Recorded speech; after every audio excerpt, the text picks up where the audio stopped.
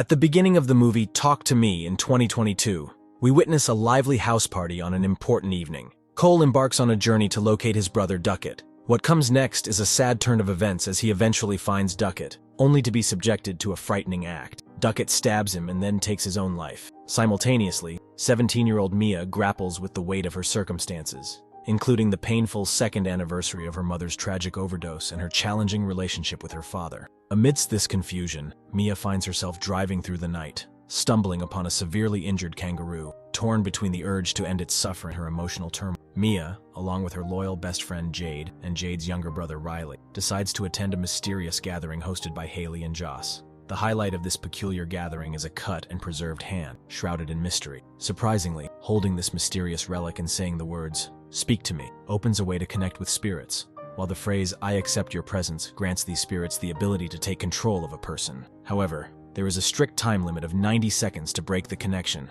and prevent the spirits from attaching themselves permanently to the person. In a moment of bold curiosity, Mia volunteers to be the first to experience this supernatural phenomenon. However, she unknowingly becomes the channel for a spirit with a menacing focus on Riley. With the clock ticking and the situation escalating, it falls upon Joss and Haley to intervene and end the connection, though not without narrowly exceeding the agreed-upon time limit.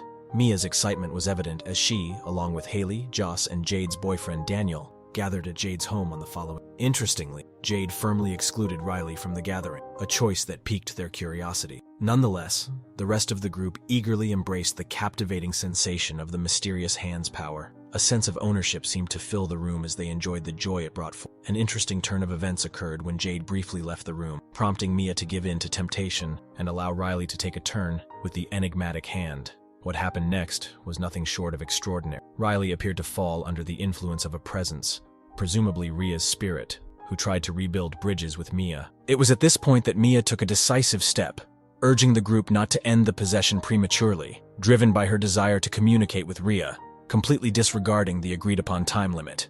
In a surprising turn of events, Riley's body was soon taken over by the spirits, making him relentlessly and violently slam his face against the table. This distressing incident led to Riley being hospitalized in a perilous condition. Subsequently, Mia found herself troubled by unsettling visions of Rhea. To her dismay, both Jade and her mother, Sue, turned her away, attributing Riley's injuries to Mia's actions.